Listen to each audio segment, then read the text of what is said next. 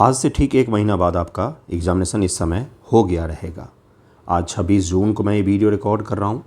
26 जुलाई को आपका एग्ज़ामिनेशन है, इसलिए अब बेहतर तरीके से रिवीजन पर में ध्यान देना है। लास्ट के एक महीने में किन चीज़ों पर ध्यान देना चाहिए, ये वीडियो मैंने कल अपलोड कर दिया था। अपने चैनल से बहुत सारे रिजल्ट हुए हैं बंधुओं, बहुत सारे, मतलब अभी तो मैंने पूरे काउंट भी नहीं किए कितने ही सारे हुए हैं। कितने सारे सेलेक्टेड लोगों के वीडियोज़ भी पड़े हुए हैं जो मैं एक एक करके अपलोड कर रहा हूँ शॉर्ट वीडियोज़ में।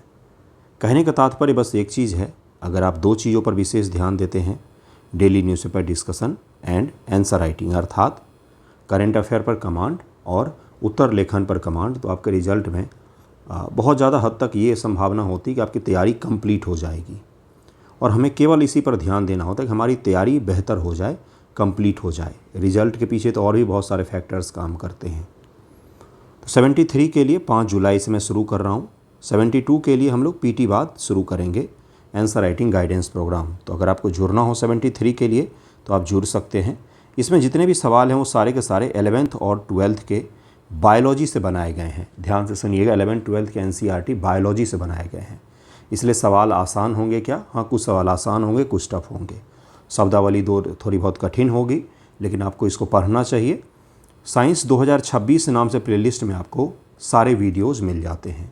वीडियोज़ सारे फ्री हैं, पीडीएफ पेड है। अगर आपको रिवीजन करने के लिए पीडीएफ चाहिए हो तो आप जुड़ सकते हैं पीडीएफ ग्रुप में और पीडीएफ वहाँ से प्राप्त करके रिवाइज कर सकते हैं। बैक्टीरिया के प्लाज्मिड की विशेषता क्या होती है?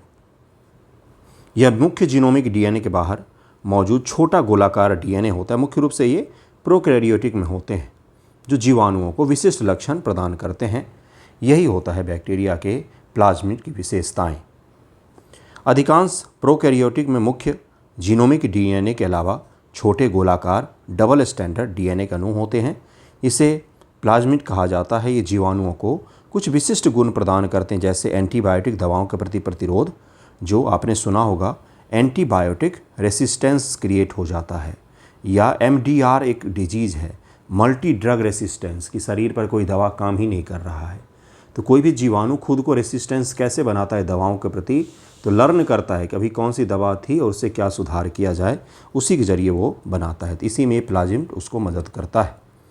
कंकाल पेशी के संकुचन के दौरान कैल्शियम आयन किस प्रोटीन से जुड़ते हैं ताकि एक्टिन पर मायोसिन के जोड़ने का स्थान खुल सके? इसका आंसर क्या हो जाएगा? 13 का आंसर हो जाएगा डी, ट्रोपोनिन। इसका आंसर हो जाएगा, क्या हो जाएगा? ट्रोपोनिन। आराम की अवस्था में ट्रोपोनिन नामक प्रोटीन एक्टिन फिलामेंट पर मायोसिन के जोड़ने वाले सक्रिय स्थान को छुपा कर रखता है। जब मांसपेशी सिकुड़ती है तो साइकोप्लाज्मिक, क्या कहा जाता है इसको? साइकोप्लाज्मिक रेटिकुलम, सीआर से कैल्शियम आयन निकलते हैं और ट्रोपोनिन से जुड़ते, इससे संरचनात्मक बदलाव होता है और मायोसिन के जुड़ने का स्थान जो है वो खुल जाता है। इससे पहले का भी वीडियो देख लीजिएगा, क्योंकि साइंस में या ज्योग्राफी में किसी भी सब्जेक्ट में सीक्वेंस बहुत ज़रूरी होता है। तो अगर बायोलॉजी का पहले वीडियो से देखेंगे तो सब सवाल आपको थोड़ा सा आसान लगेगा। ये इसका पूरा चेन दिया हुआ है कि किस प्रकार से काम होता है। मानव गुर्दे किडनी में ग्लोमेरुलर निस्पंदन के संबंध में पोडोसाइट्स क्या होते हैं? हमारे किडनी में पोडोसाइट्स क्या होते हैं, ये पूछा जा रहा है। इसका आंसर क्या हो जाएगा? वो बोमन कैप्सूल की आंतरिक परत की उपकला कोशिकाएं जो होती हैं, उसको हम लोग क्या कहते हैं? पोडोसाइट्स कहा जाता है। क्या काम होता है इसका, तो ज़रा काम समझते हैं।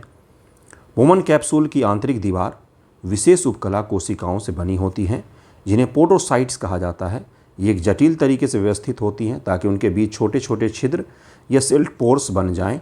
इन्हीं छिद्रों के माध्यम से हमारे रक्त जो है, इनका अल्ट्राफिल्ट्रेशन, यानी कि रक्त को छानने की जो क्रिया है, वो इन्हें छोटे छोटे छिद्रों के माध्यम से संभव हो पाता है। तो इसको याद रखिएगा, हमारे किडनी का यह फंक्शन है।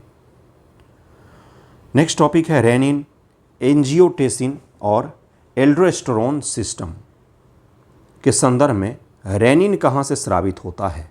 रेनिन जो है, इसका स्राव कहाँ से होता है, ये पूछा जा रहा है आपसे। रेनिन का स्राव कहाँ से स्रावित होता है? यकृत की कोशिकाओं से, पिट्यूटरी ग्लैंड से, गुर्दों की जक्स्टा ग्लोमेरुलर कोशिकाओं से, अमाशय की पेराइटिल कोशिकाओं से। किससे स्रावित होता है रेनिन? और रेनिन किसके काम आता है ये भी पूछा जा सकता है। तो 15 का आंसर क्या हो जाएगा, सी हो जाएगा, सी हो जाएगा। जब शरीर में रक्तचाप या ग्लोमेरुलर निस्पंदन दर कम हो जाती है तो गुर्दों की जक्स्टाग्लोमेरुलर कोशिकाएं उत्तेजित होकर के रेनिन एंजाइम स्रावित करने लग जाती हैं। कहाँ से स्रावित होता है, तो हमारे गुर्दे में जो होता है वहीं से यह स्राव होना शुरू होता है। यह रेनिन रक्त में मौजूद टेंसिनोजेन यकृत द्वारा निर्मित क्या होता है ये, तो उससे स्रावित होने लग जाता है रेनिन। और इस रेनिन के कारण अगर बिना शब्दावली के समझाया जाए तो हमारा ब्लड प्रेशर जैसे ही बढ़ता है वैसे ही रेनिन का स्राव होने लग जाता है, और इस रेनिन के स्राव के कारण से ब्लड प्रेशर जो है वो सामान्य की ओर आने लग जाता है। जब इसी रेनिन का स्राव कम होने लग जाता है किसी में, तो हमें बीपी की दवाई दी जाती है ताकि हाई बीपी में हम उसे कंट्रोल कर सके बाहर से दवाई दे करके। ठीक है। एंजियोटेंसिनोजेन और एंजियोटेंसिन 1 फिर इसका सेकेंड में बदलता है जो रक्तचाप को वापस सामान्य कर देता है। रेनिन गुर्दों का हार्मोन है, जबकि रेनिन जो होता है वो पेट में हमारे पाचक एंजाइम के रूप में भी काम करता है। तो इन दोनों के बारे में याद रखिएगा, दोनों अलग अलग चीज़ हैं, शब्दावली हैं अलग अलग। निम्नलिखित जीवों और उनके प्रमुख उत्सर्जी उत्पाद का सही मिलान करें। अमोनोटैलिक, पक्षी, सरीसृप, कीड़े। मिलान करना है आपको, किससे कौन सा मैच होगा ये मिलान करना है कि प्रमुख उत्सर्जी उत्पाद जो उनके होते हैं और जीव हैं उनसे आपको मिलान करना है। तो इसका आंसर बी हो जाएगा, पहले का दूसरा, दूसरे का तीसरा और तीसरे का पहला हो जाएगा। अमोनिया सबसे जहरीला उत्सर्जी उत्पाद है जिसे निकालने के लिए बहुत अधिक पानी की आवश्यकता होती है, इसलिए यह जलीय जीवों, मछलियों आदि के द्वारा निकाला जाता है। अब ये कॉन्सेप्ट अगर याद रहेगा कि अमोनिया जो होता है इसको निकालने के लिए बहुत ज़्यादा जल की आवश्यकता होती है, तो जलीय जीव कोई भी दिखेगा तो आप उससे मैच कर सकते हैं। यूरिया कम जहरीला होता है जिसे स्तनधारी मनुष्य सहित निकालते हैं। यूरिक एसिड सबसे कम जहरीला होता है, इसे पेस्ट या ठोस के रूप में निकलता है ताकि पानी की अधिकतम बचत हो सके, जैसे कि पक्षियों और सरीसृपों में आपको यूरिक एसिड निकलता है। बाकी मानव यूरिया निकलता है हमारे शरीर से, और अमोनिया जो है ये सरीसृपों या फिर पानी में रहने वाले जीवों से यह निकलते हैं। मानव मस्तिष्क के विभिन्न भाग, उनके कार्यों का कौन सा जोड़ा गलत दिया हुआ है। यहाँ पर जोड़ा दिया हुआ है और आपको देखना है कि इसमें से कौन सा गलत दिया हुआ है, ये देखना है आपको। सेरिबेलम, हाइपोथैलेमम, मेडुला ओब्लंगाटा, सेरिब्रम, चौर यहाँ पर दिए गए हैं। इसका आंसर हो जाएगा डी। सेरिब्रम मस्तिष्क का सबसे बड़ा हिस्सा है जो बुद्धि, स्मृति, चेतना, शैक्षिक क्रियाओं का केंद्र होता है। प्रतिवर्ती क्रियाएं, रिफ्लेक्स एक्शन मुख्य रूप से मेरुरज्जु द्वारा नियंत्रित होती हैं, न कि सेरिब्रम द्वारा। मेरुरज्जु आपके पीठ के जो हिस्से होते हैं उसके द्वारा रिफ्लेक्स एक्शंस नियंत्रित होते हैं, जो क्विक रिएक्शन होता है किसी भी चीज़ को लेकर के। बाकी सेरिब्रम सही द्वारा शरीर का संतुलन और मुद्रा बनाए रखना। हाइपोथैलेमस शरीर के तापमान, भूख और प्यास का नियंत्रण। मेडुला ओब्लंगेटा इसको कहा जाता है अनैच्छिक क्रियाएं जैसे हृदय गति या श्वसन। ये तो आपसे पूछ करके नहीं होता है ना, तो ये अनैच्छिक क्रियाएं होती हैं, ये शरीर में अपने आप ही चलती रहती, इसको मेडुला जो है हमारा वो नियंत्रित करता है। मानव आँख के रेटिना में फारिया सेंट्रलिस की क्या विशेषता होती है। हमारे आँख के रेटिना में ये होते हैं, इनकी क्या विशेषता होती है। आँख है, आँख में रेटिना पीछे का भाग होता है, पीछे का भाग होता है। जैसे अगर किसी को रेटिना के संबंधित बीमारी है और उसको मोतियाबिंद भी है, ठीक है, तो पहले वो दिखेगा ही नहीं उसको कि रेटिना संबंधी बीमारी है। पहले मोतियाबिंद का इलाज होगा, तब जाके डॉक्टर्स आँख के पीछे देख पाते हैं और उसके बाद पता चलेगा कि इसका रेटिना भी ख़राब है। तो यानी कि मोतियाबिंद बाहरी परत का क्या होता है, तो बीमारी होता है। तो ये सब छोटे छोटे फैक्ट्स याद रखिएगा, इसमें से आंसर निकालिए इन चारों में से क्या होता है ये। इसका आंसर हो जाएगा यहाँ केवल शंक्वाकार कोशिकाएं घनी रूप से पाई जाती हैं और दृष्टि सबसे तेज होती है। रेटिना के मैक्युला ल्यूटिया के केंद्र में एक छोटा सा गड्ढा होता है जिसे फाविया हम लोग कहते हैं। क्या कहा जाता है, फोविया या फाविया इसको कहा जाता है। इस स्थान पर सलंकाएँ पूरी तरह से अनुपस्थित होती हैं, केवल शंक्वाकार कोशिकाएं बहुत घनी होती हैं। इसी कारण से यहाँ दृश्य क्षीणता या रिजोल्यूशन सबसे अधिक होता है। ब्लाइंड स्पॉट वह जगह है जहाँ से ऑप्टिकल तंत्रिकाएँ निकलती हैं। इसके लिए इसका आंसर क्या हो जाएगा, बी हो जाएगा कि शंक्वाकार कोशिकाएं होती हैं जहाँ पर हाईएस्ट रिजोल्यूशन जो है वो संभव हो पाता है। तो इसलिए इसका आंसर बी हो जाएगा। थोड़ा सा शब्दावली पहली बार सुना हुआ हो सकता है, लेकिन रटे रटाए अगर सवाल करके जाएंगे, नए सवाल नहीं करेंगे, तो फिर तो साइंस में वही चीज़ रह जाएगा। देखिए, आपने लूसेंट किया होगा, आपने प्रीवियस ईयर कर लिए होंगे, जिसमें वही सब सवाल हैं। अगर वही सवाल मैं भी आपको करवा दूंगा तो वो तो रिवीजन हो जाएगा, नए सवाल आपको मिल ही नहीं पाएंगे। तो इसलिए इस प्रकार के सवाल मैं लाया हूँ जो अभी तक बहुत कम जगहों पर पूछा गया या पूछा ही नहीं गया है। नए प्रकार के बिल्कुल फैक्ट हैं। अगर बीपीएससी यही चाह रही तो हम वो भी कर लेंगे, है ना। न्यूरॉन्स में विश्राम झिल्ली विभव मुख्य रूप से किसके द्वारा बनाए रखा जाता है? न्यूरॉन्स में, हमारे शरीर में जो न्यूरॉन्स होते हैं उनमें तो सोडियम पोटेशियम पंप के सक्रिय परिवहन के द्वारा सोडियम और पोटेशियम का जो पंप होता है, इसके सक्रिय परिवहन के द्वारा न्यूरॉन्स में रेस्टिंग मेम्ब्रेन्स पोटेंशियल जो है ये बना करके रखा जाता है। आराम की अवस्था में न्यूरॉन के अंदर नकारात्मक और बाहर सकारात्मक चार्ज होता है। ये न्यूरॉन है। आराम की अवस्था में इसमें निगेटिव अंदर होगा और बाहर पॉजिटिव चार्ज होता है।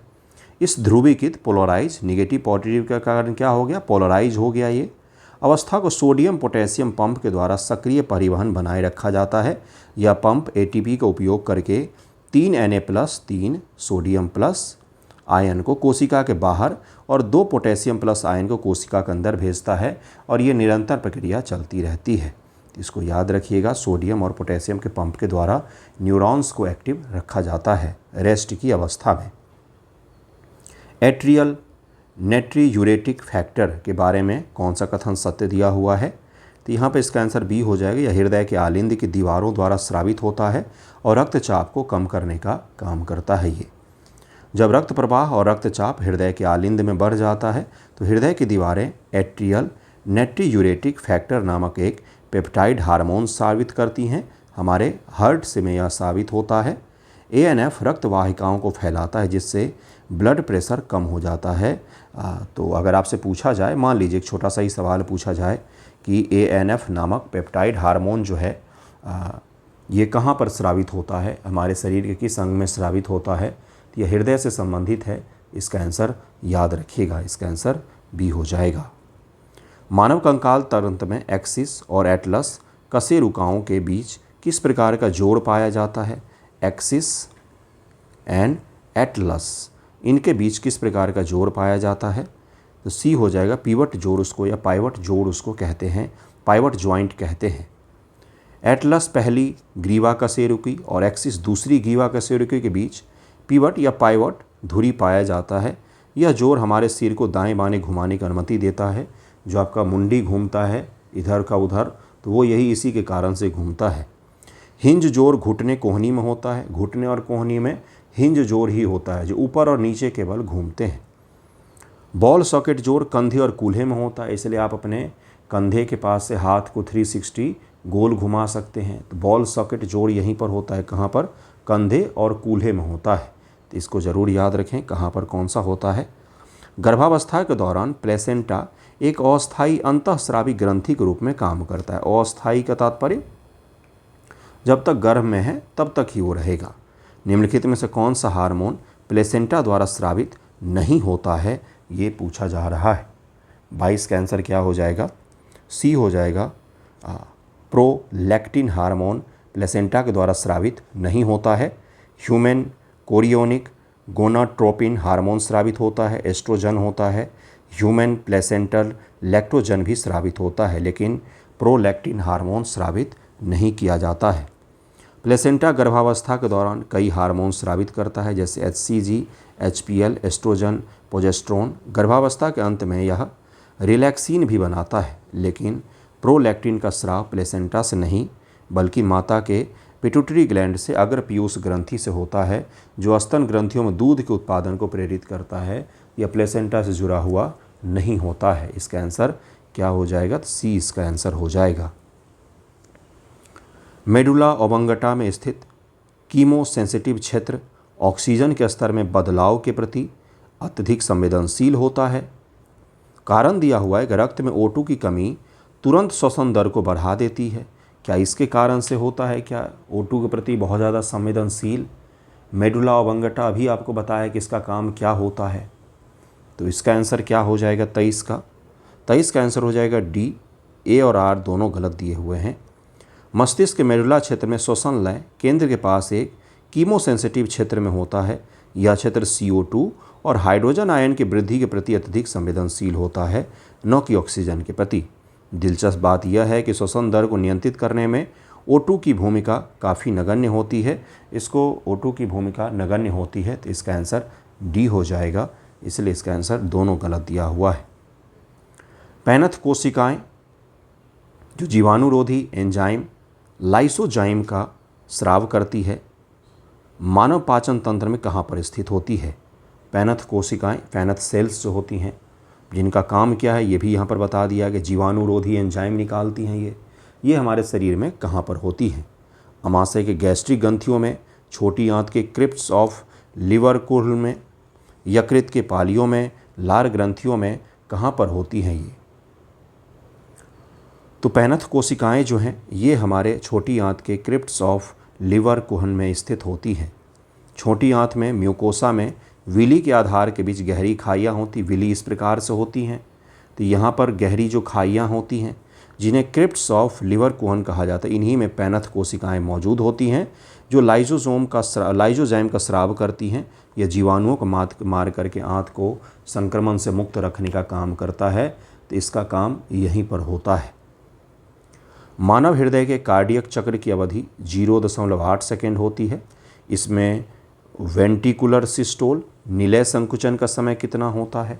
मानव हृदय का जो कार्डियक चक्र चलता है, आपका जो धड़क रहा है सीने में, वो उसी को कार्डियक चक्र कह रहे हैं गुरु। तो पूछ रहा है कि इसमें निलय संकुचन का समय कितना होता है? 25 का आंसर हो जाएगा बी, 0.3 सेकेंड बस। अगर ये ज़्यादा सेकेंड का हो गया तो फिर तो हो गया। एक कार्डियक चक्र 0.8 सेकेंड का होता है। टोटल साइकिल 0.8 सेकेंड का होता है। 3 मुख्य चरण होते हैं।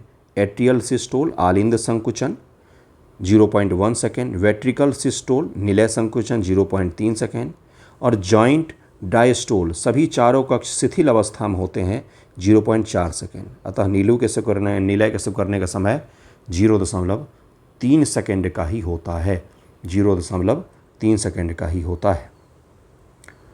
तंत्रिका आवेग नर्व इम्पल्स के संचरण के दौरान विध्रुवण डीपोलराइजेशन का मुख्य कारण क्या होता है? तो कोशिकाओं के अंदर सोडियम प्लस के तेज़ी से आने के कारण से डीपोलराइजेशन हो जाता है नर्व इम्पल्सेज के दौरान। जब किसी न्यूरॉन्स को, अभी हमने पढ़ा, सोडियम और पोटेशियम के कारण से न्यूरॉन्स जो हैं रेस्ट के पोजीशन में जो जीवित होते हैं वो इसी के कारण से होते हैं। तो झिल्ली के वोल्टेज गैडेड सोडियम चैनल खुल जाते, इसके कारण से कोशिका के अंदर भारी मात्रा में सोडियम आयन प्रवेश करते हैं। इससे कोशिका के अंदर का ऋणात्मक चार्ज धनात्मक बदल जाता है। इसी अवस्था को विध्रुवण या एक्शन पोटेंशियल या फिर डीपोलराइजेशन कहा जाता है। एरिथ्रोपोइटिन हार्मोन जो लाल रक्त कोशिकाओं के निर्माण को प्रेरित करता है, आरबीसी के निर्माण को प्रेरित करता है कौन सा हार्मोन? Erythropoietin hormone. कहाँ से ढूंढ के मैं फैक्ट लाया हूँ आपके लिए। मुख्य रूप से किस अंग द्वारा स्रावित होता है? किस अंग के द्वारा स्रावित होता है? तो ये हमारे किडनी से निकलता है, गुर्दों से निकलता है। यद्यपि आरबीसी का निर्माण अस्थि मज्जा बोन मैरो में आपके शरीर के पीछे के हिस्से में होता है, लेकिन इसे बनाने का संकेत एरिथ्रोपोइटिन नामक हार्मोन देता है कि आरबीसी बनाओ। ये फाइल पर साइन कौन करेगा? तो वो यही हार्मोन करता है कि हाँ भाई बनाना शुरू करो। यह हार्मोन मुख्य रूप से गुर्दे के जॉक्स्टाग्लोमेरुलर ये कोशिकाएं होती जिसको JGA कोशिकाएं कहा जाता है। अब बायोलॉजी पढ़ के पता चलता है ना क्यों इसमें शॉर्ट फॉर्म बताए गए हैं इतने सारे, क्योंकि लॉन्ग फॉर्म इसके ऐसे ऐसे नाम रखे गए हैं कि हिंदी में इंग्लिश में किसी में भी आप पढ़ें आपको बोलने में दिक्कत आएगी ही, है ना। इसके द्वारा स्रावित होता है जब रक्त में ऑक्सीजन का स्तर कम हो जाता है, उस स्थिति को हम लोग हाइपॉक्सिया कहते हैं। रक्त में जैसे ही O2 का स्तर कम होता है उसको हम लोग हाइपॉक्सिया कहते हैं, हाइपॉक्सिया कहते हैं, ठीक है। तो उसी दौरान ये हार्मोन कहता है कि अब समय आ गया है आरबीसी बनाने का और आरबीसी का निर्माण शुरू हो जाता है। कान के भीतरी भाग में स्थित ऑर्गन ऑफ कॉर्ट्री किस झिल्ली पर स्थित होता है? या बेसिलर झिल्ली पर स्थित होता है। भीतरी कान के कोक्लिया में ऑर्गन ऑफ कॉर्टी पाया जाता है। कोक्लिया में ऑर्गन ऑफ कॉर्टी पाया जाता है, जो सुनने का मुख्य अंग होता है, उसी का नाम ही है यह, उसी का नाम सुनने का जो मुख्य अंग है वो यही है। यह बेसिलर झिल्ली के ऊपर स्थित होता है। इसमें हेयर सेल्स होते हैं, ध्वनि तरंगों को तंत्रिका संकेतों में बदल देते हैं। इसके ठीक ऊपर टेक्स्टोरियन झिल्ली होती है, इसलिए इसका आंसर बी हो जाएगा, इसका आंसर बी हो जाएगा। हेनले का लूप और वसा रेक्टा काउंटर करंट तंत्र बनाते हैं। इस तंत्र का मुख्य उद्देश्य क्या होता है? इसका मुख्य उद्देश्य होता है गुर्दे के मेडुला के अंतराली में द्रव में उच्च परासरण सांद्रता को हाई ऑस्मोलर को बनाए रखता है। इसका कार्य क्या होता है? इसका कार्य होता है रक्त के इम्प्योरिटीज़ को सोखना, और उस इम्प्योरिटीज़ को सोख करके हमारे उत्सर्जन तंत्र के द्वारा बाहर भेजने के तंत्र के द्वारा इसको शरीर से बाहर कर देता है। जैसे यूरिन के रूप में ये हमारे शरीर से बाहर आ जाते हैं। तो इनका काम मुख्य रूप से वही होता है। इसका आंसर बी हो जाएगा। देखिए पढ़ते हैं क्या है। हेनले के लूप की दोनों भुजाएं तरल विपरीत दिशा में बहता है, इसे काउंटर करंट कहते हैं। इस तरह की वसा रेक्टा रक्तवाहिका में भी ऐसा होता है। यह तंत्र NaCl और यूरिया का उपयोग करके गुर्दे के भीतर, हमारे गुर्दे के भीतर मेडुला में उच्च सांद्रता हाई ऑस्मोलैरिटी को बनाता है, जिसके कारण से रक्त में से इम्प्योरिटीज़ को यूरिन के बाहर निकालने में यह हेल्प करता है। इसको याद रखिएगा, इसका आंसर बी हो जाएगा। नेक्स्ट सवाल है, निम्न से कौन सी ग्रंथि एक्सोक्राइन और एंडोक्राइन दोनों नहीं है बल्कि एक कोशिकीय ग्रंथि का उदाहरण है?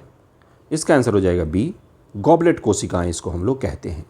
कोशिकाएं दो प्रकार की होती है, बहुकोशिकीय और एक कोशिकीय।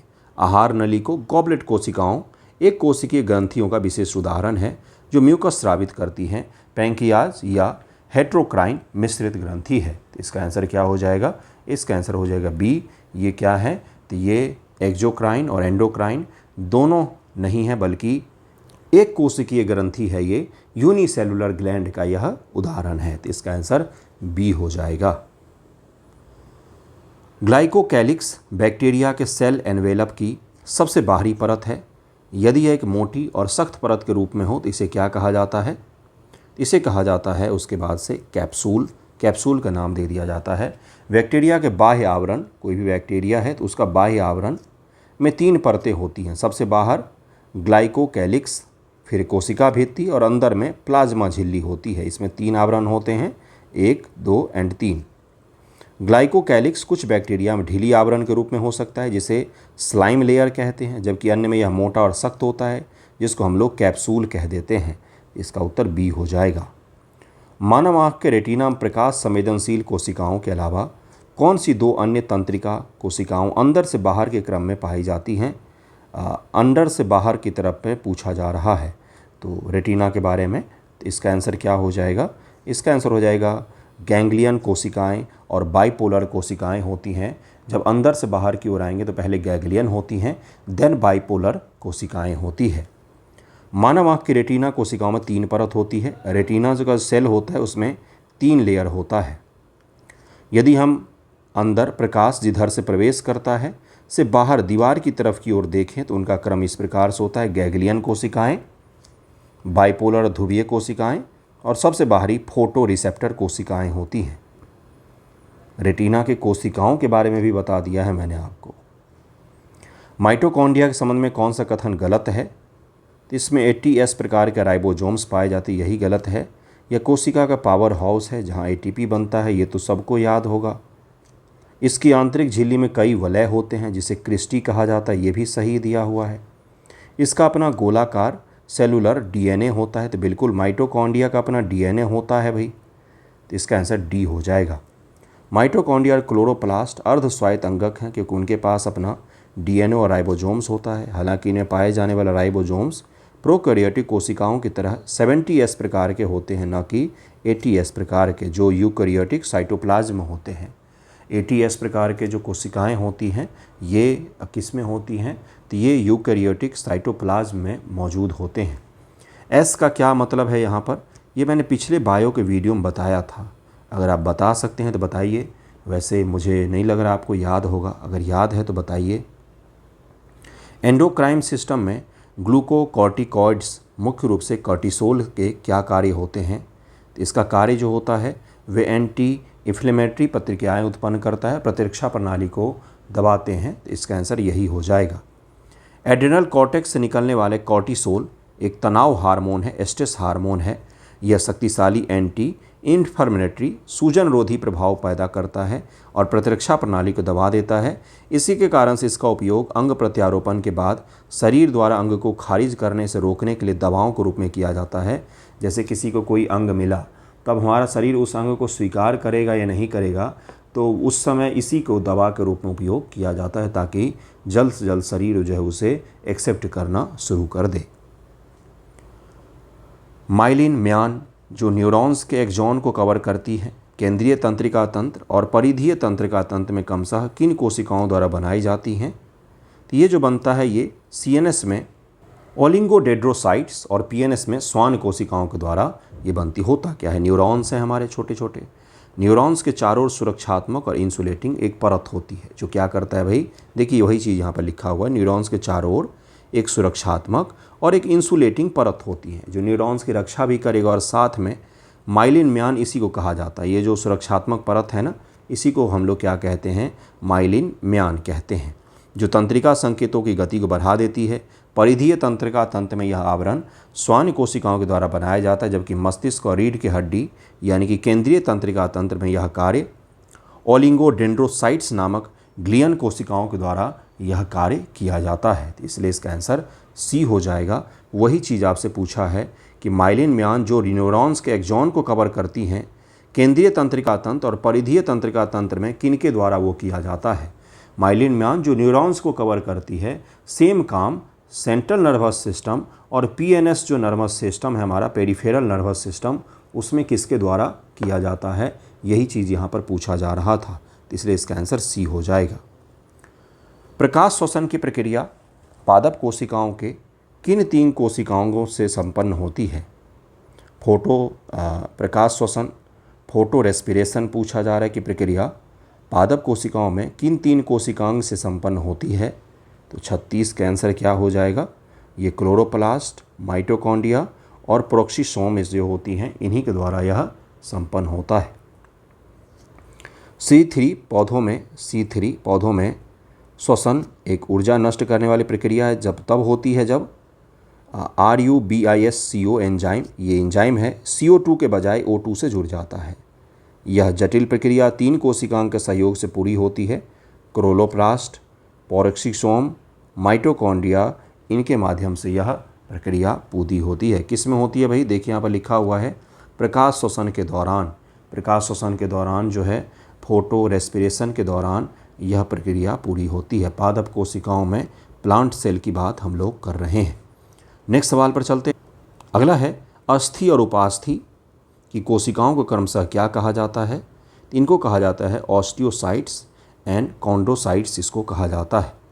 अस्थि एक कठोर संयोजी ऊतक है, संयोजी टिश्यू है, ऊतक है, जिसकी कोशिकाओं को ऑस्टियोसाइट्स कहा जाता है।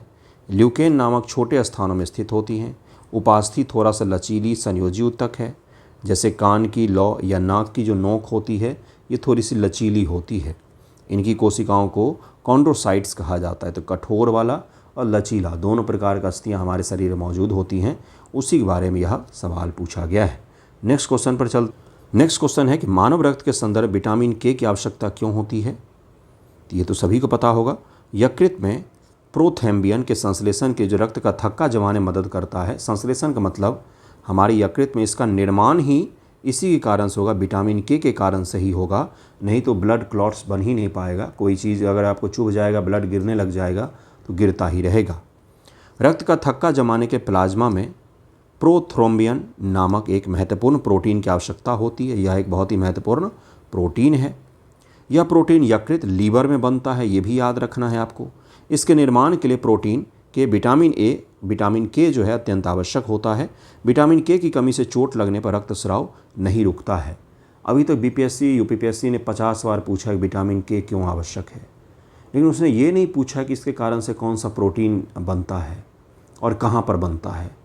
एक स्टेप अगर आप आगे जाएंगे तो आपको इसके बारे में, प्रोथ्रोम्बियन के बारे में पता होना चाहिए कि यह एक प्रोटीन है और इसका निर्माण हमारे लीवर में होता है। तो थोड़ा सा डीप उतरने का मतलब यही होता है कि माइटोकॉन्ड्रिया पावर हाउस तो है, लेकिन एटीपी क्या होता है उसके बारे में भी जानकारी के बारे में पता करें। तो विटामिन के कारण से रक्त का थक्का तो बनता है, लेकिन प्रोथ्रोम्बियन प्रोटीन क्या होते हैं, कहाँ पर बनते हैं और इसी कारण से रक्त का थक्का बनता है, ये आपको जानकारी होनी चाहिए। नेक्स्ट सवाल पर चलते हैं। 41 नंबर कि गुणसूत्रों का अवलोकन कोशिका विभाजन किस अवस्था में स्पष्ट रूप से किया जा सकता है? तो मेटाफेज में यह किया जा सकता है। कोशिका विभाजन के मेटाफेज चरण के दौरान गुणसूत्र पूरी तरह से संघनित हो जाते हैं, कोशिका के मध्य भाग पर संरेखित हो जाते हैं। यह अवस्था है जब सूक्ष्मदर्शी की तरह गुणसूत्रों की आकृति, आकार और संख्या का अध्ययन करना सबसे आसान और स्पष्ट होता है। मानव लसिका प्रणाली के अंगों के संदर्भ में प्लीहा का मुख्य कार्य क्या होता है? तो प्लीहा का मुख्य कार्य तो यह एक बड़े रक्त फिल्टर के रूप में कार्य करता है। पुरानी आरबीसी का कब्रिस्तान होता है, या पुरानी लाल रक्त कोशिकाओं का कब्रिस्तान भी इसको कहा जाता है। एक बड़ा सेम के आकार का अंग है, जैसे मुख्य रूप से लिम्फोसाइट और भक्षक कोशिकाएं होती हैं। ये रक्त से माइक्रोब्स मृत कोशिकाओं को फंसा करके रक्त को फिल्टर करती हैं।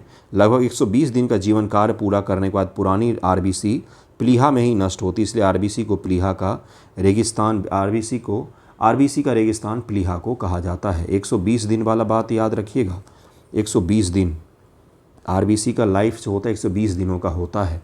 नेक्स्ट सवाल पर चलते हैं। नेक्स्ट है कि गुर्दे के पानी में पुनरावशोषण के लिए कौन सा हार्मोन क्लैंटिंग डक्ट और डीसीटी की पारगम्यता को बढ़ाता है?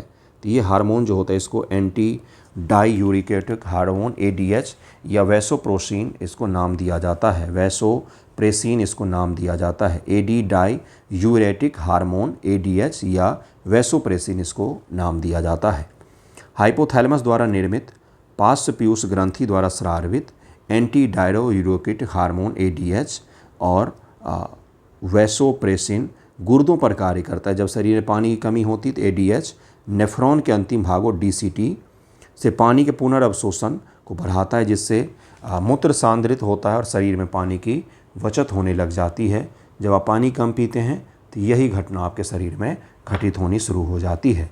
नेक्स्ट सवाल देखिए, क्या मानव कंकाल में साइनोवियन जोड़ की प्रमुख विशेषताएं क्या हैं? साइनोवियन जोड़ की विशेषता, इनमें दो हड्डियों को आर्टिकुलेटिंग सतहों के बीच एक द्रव भरा साइनोवियल कैविटी होता है। तो साइनोवियल जोड़ का यही महत्व इसमें होता है। अर्धसूत्री विभाजन के संबंध में एनाफेज 1 और एनाफेज 2 के बीच मुख्य अंतर क्या होता है? अर्धसूत्री विभाजन जहाँ पर गुणसूत्रों की संख्या हाफ रह जाती है उसको हम लोग अर्धसूत्री विभाजन कहते हैं। इसमें अंतर जो है वो ऑप्शन ए में दिया हुआ है। एनाफेज 1 में समजात गुणसूत्र अलग होते हैं, जबकि एनाफेज 2 में सिस्टर क्रोमेटिड्स अलग होते हैं। यही दोनों में अंतर होता है एनाफेज 1 और एनाफेज 2 के दौरान। अर्धसूत्री विभाजन के एनाफेज 1 में समजात गुणसूत्रों का जोड़ा एक दूसरे से अलग होकर के विपरीत ध्रुवों की ओर जाता है, लेकिन उनका सेंट्रोमियर नहीं टूटता है, जिसको हम लोग क्या बोलते हैं, सिस्टर क्रोमेटिड्स से जुड़े ही रहते हैं वो।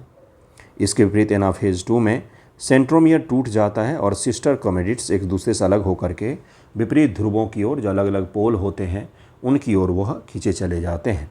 तो इसको ज़रूर याद रखिएगा, इसका आंसर ए हो जाएगा। निम्न से कौन सा रोग एक व्यावसायिक श्वसन विकार का उदाहरण है?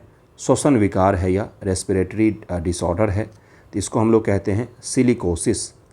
व्यावसायिक श्वसन विकार ऑक्यूपेशनल रेस्पिरेशनल डिसऑर्डर है, मतलब कुछ काम विशेष करने कारण से हो सकता है। ऐसे काम जहाँ पर धूल के लगातार आप संपर्क में रहते हैं तो ये आपको बीमारी हो जाती है, जिसको कहा जाता है सिलिकोसिस। तो कई सारे फैक्ट्री वर्कर्स को ये चीज़ हो जाता है कितनी बार। सुक्कस एंटेरिकस क्या है? इनमें कौन से पाचक एंजाइम होते हैं? यही आज का आखिरी सवाल है। इसका आंसर हो जाएगा सी। आंत के रस हैं जिनमें माल्टेज, डाइपेप्टिडेज और न्यूक्लियोटिडेज जैसे एंजाइम होते हैं। तो इसका आंसर सी हो जाएगा। छोटी आंत के म्यूकस के ब्रश बॉर्डर कोशिकाओं और गॉबलेट कोशिकाओं के स्राव को मिलाकर के आंतों का रस या स्यूकस एंटीडेकस कहा जाता है। यह पाचन की अंतिम प्रक्रिया को पूरा करता है। इसमें कई सारे महत्वपूर्ण एंजाइम होते हैं जिनके नाम यहाँ पर लिखे गए। इस तरह से मैंने आपको मानव का जो अंगों के हमारे काम होते हैं, हार्मोन्स होते हैं और इसके अलावा सेल होता है, सेल और मानव से जुड़े हुए मैंने आपको करीब 100 सवालों की प्रैक्टिस करवा दिया है। अब जो हम लोग नेक्स्ट वीडियो में करेंगे वो प्लांट बायोलॉजी से जुड़े हुए सवाल करेंगे, उसके थोड़े से अच्छे सवाल और विटामिन से जुड़े हुए सवाल हम लोग करेंगे। नॉर्मल सवाल आपको घटना चक्र में, बीपीएससी, पीवाईक्यू में इन सब जगहों पर मिल रहा होगा। आप वहाँ से प्रैक्टिस कर लीजिए। लेकिन एनसीईआरटी बेस्ड थोड़े बहुत कठोर फैक्ट तो मुझे करवाना ही पड़ेगा, क्योंकि अगर सारा कुछ आप एक ही जैसा पढ़ करके जाएंगे तो कैसे काम चलेगा। ठीक है, धन्यवाद आप सभी का।